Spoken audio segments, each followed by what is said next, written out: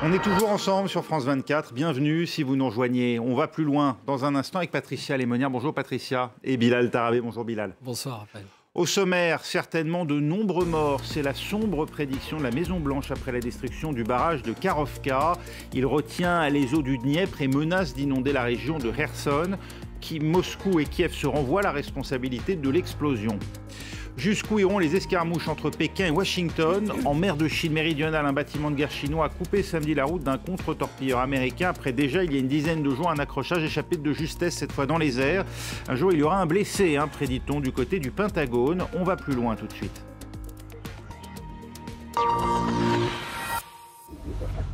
Russie et Ukraine s'accusent donc mutuellement après l'explosion la nuit dernière qui a endommagé le barrage hydroélectrique de Karovka. Une destruction qui menace d'inonder dans la région de Kherson les rives du Dniepr, le plus grand fleuve d'Ukraine. Axel Simon nous en détaille les enjeux. Le barrage hydroélectrique de Karovka, contrôlé par les troupes russes depuis le début de l'invasion de l'Ukraine en février 2022, est localisé à une trentaine de kilomètres à l'est de Kherson. Situé sur le fleuve Dniepr, il retient près de 18 km3 d'eau. Sa destruction pourrait entraîner d'importantes difficultés dans la région, à commencer par des risques d'inondation dans les villes se situant en aval du barrage. Les niveaux d'eau ont déjà fortement augmenté. Une vingtaine de villes ont été évacuées. Cela représente environ 16 000 personnes se trouvant en zone à risque. Autre difficulté pour les infrastructures énergétiques. À 150 km du barrage se trouve la centrale nucléaire de Zaporijia.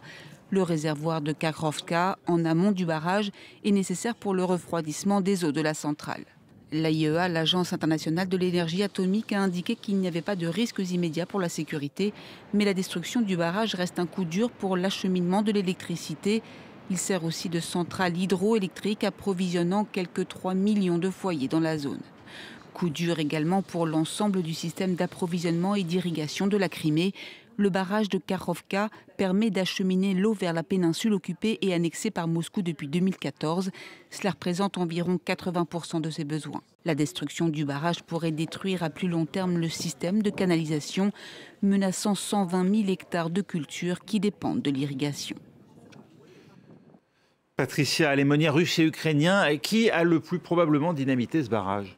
Alors à qui profite le crime, a-t-on envie de dire? Effectivement, c'est très difficile à dire. Tout ce que l'on peut faire, c'est des supputations et voir à qui profite effectivement plus le crime. Il est évident qu'on voit mal les Ukrainiens se tirer une balle dans le pied en voulant inonder des plaines qui auraient pu leur être utiles dans le cadre d'une offensive future. On voit mal les Ukrainiens, s'ils avaient été après pris dans le sac, pourquoi auraient-ils voulu inonder leur population? Bon, il n'empêche qu'on peut toujours avoir des forces spéciales qui se glissent côté russe pour poser dynamiter ce barrage. C'est une infime probabilité, mais ça l'est. Côté russe, quel est l'intérêt?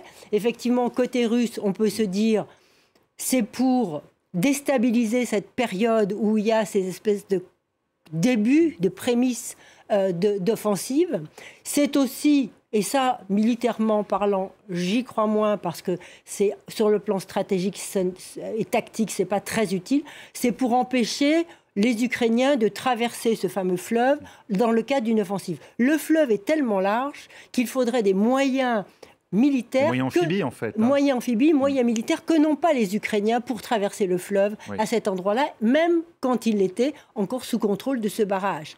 Donc, alors qu'aujourd'hui, ce sont les Russes, il faut le dire. Parce que le barrage est sous contrôle russe. Donc la facilité, en fait, d'un point de vue purement pratique, c'est les unités, ceux qui ont accès aujourd'hui au barrage, ce sont les Russes. Donc ils peuvent le dynamiter. D'autant que le président ukrainien, à l'automne, avait dit « attention ». Les Russes ont posé des mines sur ce barrage. Et on avait cru au moment de l'offensive de Kherson, souvenez-vous, qu'ils allaient aussi potentiellement, peut-être, dynamiter ce pont, ce qu'ils n'avaient pas fait à l'époque. Et dernier élément, il y a cette insulte suprême qui a été faite à la Russie de cette invasion du sud de la Russie. Ça peut être aussi... Belgorod. Ça peut être aussi une réponse, et là c'est une réponse politique. Vous avez osé eh bien, nous répondons sur un plan politique. Paradoxalement, la partie militaire est moins intéressante pour la partie russe que la partie politique, l'acte de pure vengeance. L'Ukraine accuse Moscou de crimes de guerre. C'est ainsi, Bilal, qu'on peut qualifier la destruction d'un barrage? En tout cas, les barrages sont des bâtiments protégés par la Convention de Genève. L'article 56 stipule qu'il faut que, en cas de guerre, ce que l'article appelle les ouvrages d'art, mais aussi les installations contenant des forces dangereuses, ne doivent pas être la cible d'aucune attaque. Donc les installations contenant des forces dangereuses, ça peut être une centrale nucléaire, typiquement. Et les ouvrages d'art sont... Donc en l'occurrence Zaporijjia, et les ouvrages d'art sont les barrages, les digues et autres. Mais on a aussi cette qualification de crime de guerre dans l'article 8 du statut de Rome, donc qui fonde la Cour pénale internationale, qui stipule en fait la même chose. Mais de qualifier la destruction de ce barrage de crime de guerre est une évidence, mais simplement des crimes de guerre, il y en a eu beaucoup. Enfin, des événements qui tomberaient sous cette définition. Parce qu'il faut le dire, Russes comme Ukrainiens d'ailleurs, se sont rendus coupables depuis le début de cette invasion de destruction de barrages. Complètement. On a les Ukrainiens qui avaient fait sauter quelques digues au nord de Kiev, si vous vous en rappelez, au moment de la première, l'invasion à grande échelle il y a un an. Voulu par les Russes, oui. Voilà. Il y a les Russes aussi en septembre dernier, donc au moment où les Ukrainiens ont récupéré la région de Kherson. Les Russes avaient envoyé, alors cette fois-ci, un missile. Je dis cette fois-ci parce qu'il est très probable que sur ce barrage-là, ce soit des mines et non pas des missiles. Ils avaient envoyé un missile sur le barrage de Kryvyi, qui en fait est au nord de Kherson, si vous voulez, à l'ouest de Zaporijjia, sur une rivière qui s'appelle Inoulé. Mais alors, si on compare les deux, la rivière est un ruisseau, si on la compare au Dniepr, et le barrage est nettement plus petit. Mais oui, ça s'est déjà fait, oui. Oui, ce n'est pas la première opération, on le voit, de ce type, Patricia. L'idée, c'est, vous l'avez évoqué, c'est véritablement d'envoyer un signal politique. Est-ce qu'il n'y a pas quand même, au plan militaire, la possibilité de couper les ailes de cette contre-offensive ukrainienne dont on dit qu'elle pourrait bien se dérouler dans les tout prochains jours, si elle n'a déjà débuté d'ailleurs? Mais passer à cet endroit, c'était très difficile et c'était très risqué. Alors, passer plus au sud, peut-être il y avait des possibilités parce que là, la zone est différente. C'est plus large, mais paradoxalement, c'est presque plus facile. Et passer sur ce pont, parce qu'on pourrait dire qu'ils pouvaient passer sur ce pont. Mais alors là, c'est être sous le feu ennemi. Oui. Parce que si vous mettez des chars qui passent sur le pont, là, pour le coup, vous pouvez être... Et si les Ukrainiens veulent traverser le Dniepr, mais ils le peuvent. De leur côté. Parce que n'oubliez pas, si on voyait une carte, le Dniepr, il fait comme ça. Cette partie-là est sous contrôle russe, mais quand il remonte au nord, il est sous contrôle ukrainien.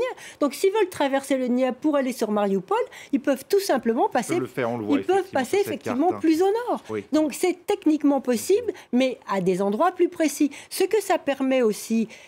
c'est effectivement de dégager des troupes, parce que là, ils auront moins besoin, effectivement, les Russes, si on se place sur un plan militaire, ils auront moins besoin d'hommes pour protéger ce flanc-là. Ils pourront dégager des troupes pour les mettre plus au nord.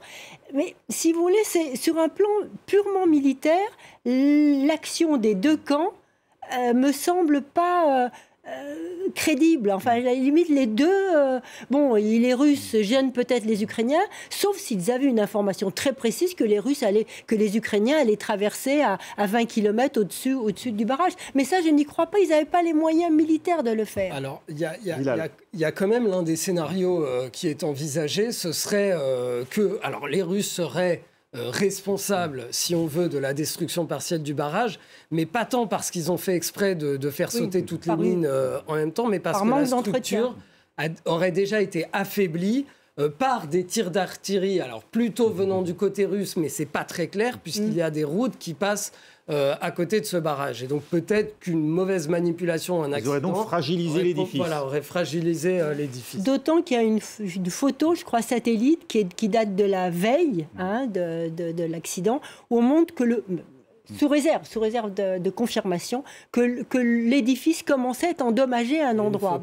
Il faut il faut, vous voyez, il faut prendre avec prudence, parce qu'en ce moment, je crois qu'il faut analyser tout ce qui nous arrive comme image avec beaucoup de prudence sur cette question-là. Mais effectivement, ce pont, comme vous l'avez dit très justement, est protégé finalement par les conventions. Et donc là, on est bien dans un acte. D'ailleurs, le chancelier Scholz a eu des mots très allemands, très très forts. C'est celui qui, avec le patron de l'OTAN, a eu les mots les plus forts vis-à-vis de la...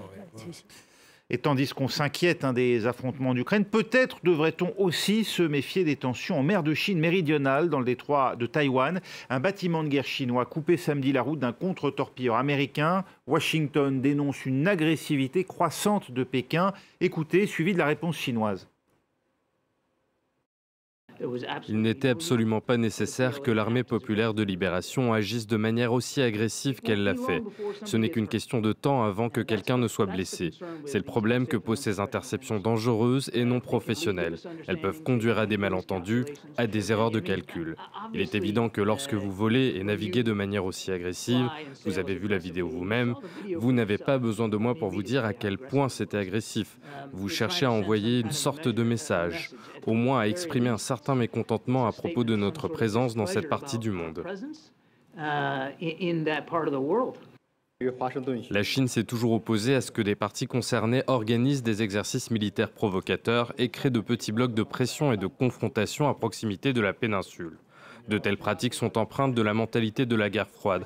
Elles aggraveront les tensions régionales et ne sont pas propices à la résolution des conflits et au renforcement de la confiance mutuelle. Rappelons que le 26 mai dernier, il y a seulement 10 jours, un avion de combat chinois aurait effectué des manœuvres agressives envers un appareil de reconnaissance américain, toujours dans cette région. Mathieu Mabin, vous êtes à Washington pour France 24. À quel point, côté américain, prend-on au sérieux le tout dernier incident du week-end ? Alors, s'il y a une chose dont on peut être absolument certain, c'est que l'endroit le plus scruté de la planète par l'armée américaine aujourd'hui, c'est bien la zone Indo-Pacifique, et notamment les abords immédiats de Taïwan, détroit inclus bien entendu. Mais la question que vous posez en réalité, Raphaël, nous impose non seulement de faire appel à nos connaissances dans le domaine du droit international, à nos connaissances et à nos souvenirs de la relation diplomatique entre Pékin et Washington depuis 1950, mais également, et c'est beaucoup moins évident, pour les observateurs ici à Washington en tout cas, il faut faire appel à la réalité du droit des conflits armés. Sur le plan purement diplomatique, la position américaine est aussi claire que possible. Je dis bien aussi claire que possible puisqu'elle repose sur cette fameuse ambiguïté stratégique qui fait loi depuis le repli de Chiang Kai-shek à Taïwan globalement. En clair, il ne faut pas s'attendre à une initiative chinoise franche, en tout cas pas à court terme, et donc on ne s'attend pas non plus à des initiatives américaines qui, par exemple, dépasseraient le cadre de la simple visite de parlementaires à Taïwan, comme on a pu le voir au cours des mois écoulés. En revanche, ce qui est bien plus volatile que la diplomatie pure et qui repose sur les déclarations des uns et des autres, c'est la pression colossale qui s'exerce sur les marines qui croisent et se croisent donc autour de Taïwan. Les incidents comme celui de samedi dernier sont en réalité extrêmement fréquents dans la région et le Pentagone ne choisit de communiquer que sur les plus symboliques ou les plus significatifs pour permettre au département d'État de nourrir justement son récit et rappeler la posture américaine.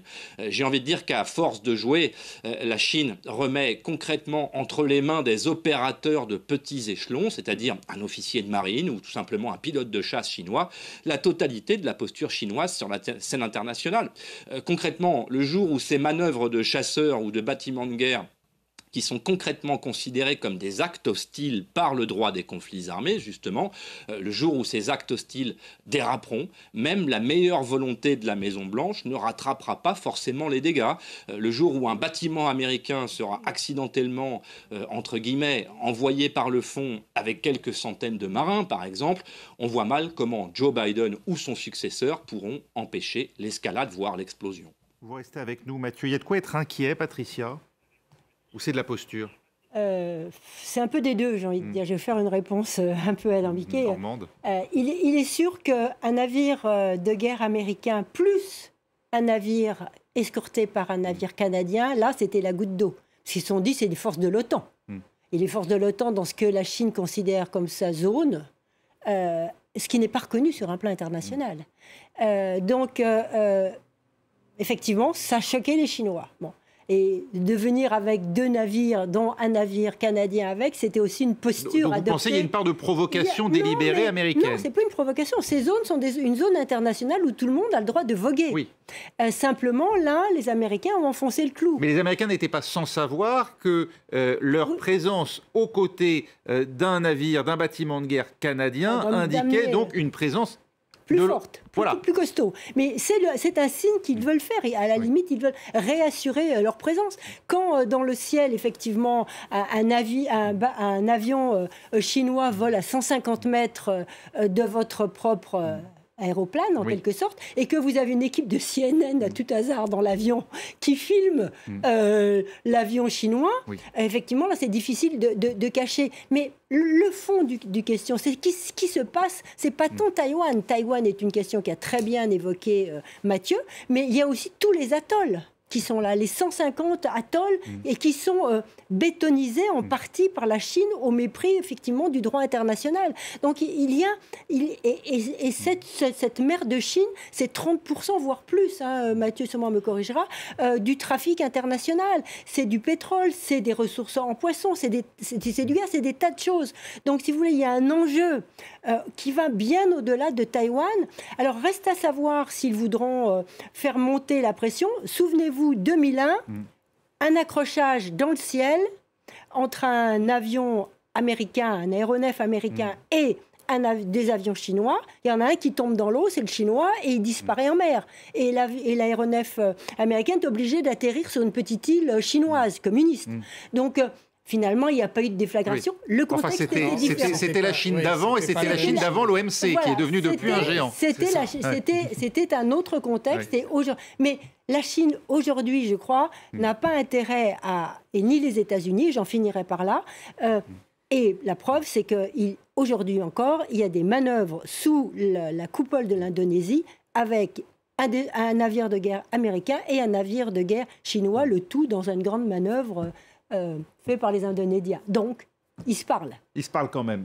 Bilal Tarabé. Non, mais je voulais rebondir sur ce que disait Mathieu, et à juste titre, quand il disait que s'il y a bien un endroit sur Terre que l'armée américaine scrute avec attention, c'est l'Asie-Pacifique, voire la mer de Chine, puisqu'on n'en a pas parlé, mais aujourd'hui, il y a eu des exercices communs sino-russes dans les airs, qui ont provoqué la panique en Corée du Sud, qui a envoyé des avions de chasse, alors au cas où, hein, si je devais la faire courte. Donc c'est presque comme si tous les jours, dans cet endroit du monde, il se passait des manœuvres militaires, mais qui ne concernent pas 2 sous-régions d'un sous-continent, si vous voulez, qui impliquent les principales puissances mondiales. C'est la première chose. La deuxième chose, et ça c'est quand même parce qu'il faut le dire, et pour nos téléspectateurs quand même rappeler le point de vue chinois, c'est que pour la Chine, Taïwan est une partie de son territoire, et quand vous avez un croiseur américain et un croiseur canadien qui passent donc sur cette bande de mer entre l'île de Taïwan et la Chine continentale, eh bien c'est comme si, par exemple du point de vue du Royaume-Uni, vous aviez la même chose entre l'île d'Irlande entre l'Irlande du Nord, et la Grande-Bretagne. Oui. Mathieu Mabin, comment vont réagir les Américains? Est-ce que ça va changer quoi que ce soit finalement à leur position? Bien, j'ai envie de dire que la position américaine ne peut pas être tellement différente de celle que l'on observe déjà en réalité, c'est-à-dire maintenir contre vents et marées, contre manœuvres militaires et provocations, la tension diplomatique à son plus bas niveau, puisque ce qui succède immédiatement à la diplomatie, c'est son expression ultime, c'est la confrontation militaire, et ça tout le monde l'a à l'esprit ici à Washington. On voit bien d'ailleurs chez Joe Biden une volonté à peine dissimulée de laisser couler ce qui, dans un autre contexte, il ne l'aurait pas accepté. Vous vous souvenez du survol du territoire américain par des aéronefs chinois il y a quelques mois. Aujourd'hui, il n'y a guère que la Chine qui puisse se permettre ce genre de provocation sans essuyer les foudres de l'armée américaine.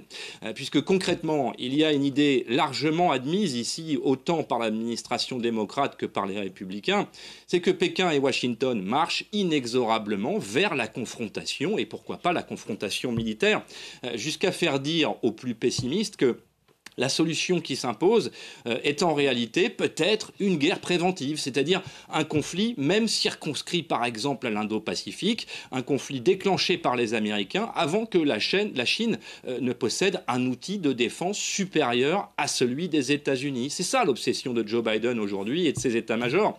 On a tous en tête l'échéance de 2027, cette période au-delà de laquelle les think tanks les plus proches du Pentagone considèrent que l'armée chinoise sera l'équivalent de l'armée américaine. En réalité, cette évaluation est probablement impossible à faire aujourd'hui. Mais ce qui est certain, c'est que cette perspective angoisse le Pentagone, on l'a dit, bien sûr le département d'État également, et bien entendu la Maison-Blanche.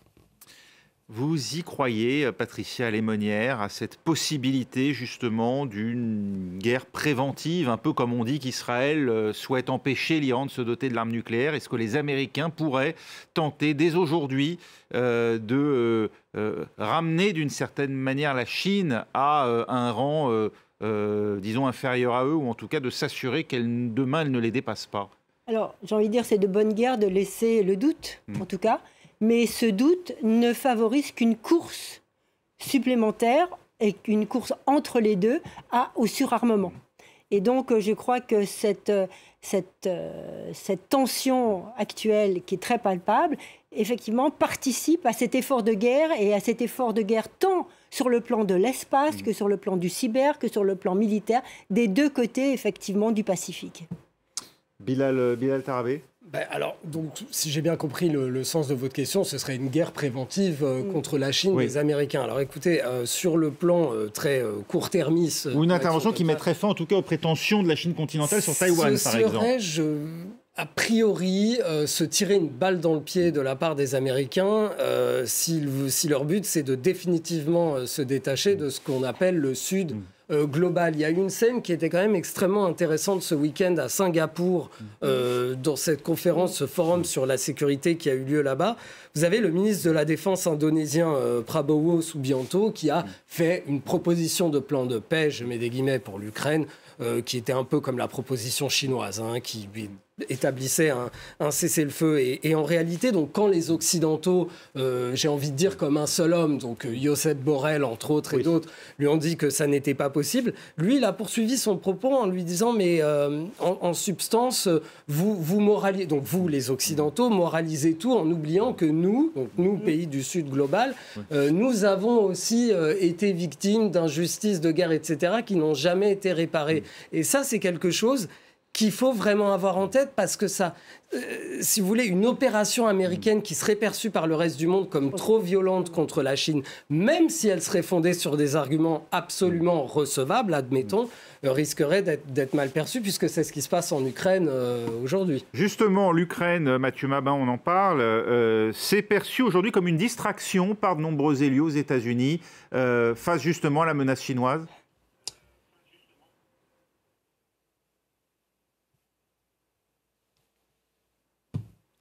Oui, inévitablement, la crainte d'une invasion de Taïwan par la Chine se télescope avec l'actualité ukrainienne, effectivement. Et je dirais que sur ce sujet, il faut absolument distinguer la parole politique de la parole stratégique. Je m'explique.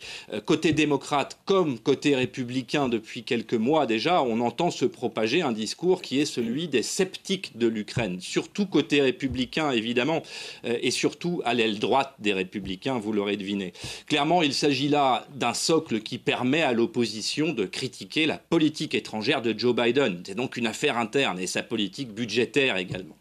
Puisque c'est vrai que l'Ukraine commence à coûter cher à l'Amérique. Ça, c'est une réalité. Mais concrètement, en dehors de quelques illuminés de l'extrême droite, aucune voix sérieuse n'envisage de couper les vivres à l'Ukraine. On n'en est pas là. En revanche, ceux des parlementaires américains qui veulent prendre un petit peu de hauteur considère que l'Ukraine n'est en réalité qu'un laboratoire visant à tester la détermination du monde occidental face au reste du monde. En clair, si on avait vu par exemple Américains et Européens détourner le regard après que Vladimir Poutine se serait emparé de Kiev par exemple, cela aurait été de bien mauvais augure pour Taïwan et pour déterminer qui régnera sur l'Indo-Pac. Le fait que l'OTAN a été renforcée par la crise ukrainienne et que l'Europe et les États-Unis tiennent globalement un discours commun de résistance face à l'agression russe, ce sont des facteurs de nature à ralentir les ambitions chinoises sur Taïwan, c'est certain. Et ça, le Congrès des États-Unis semble l'avoir au moins partiellement intégré. Merci Mathieu Mabin, et nous en resterons là pour aujourd'hui. Merci beaucoup à Patricia Lémonière et Bilal Tarabé qui étaient avec nous. C'était On va plus loin.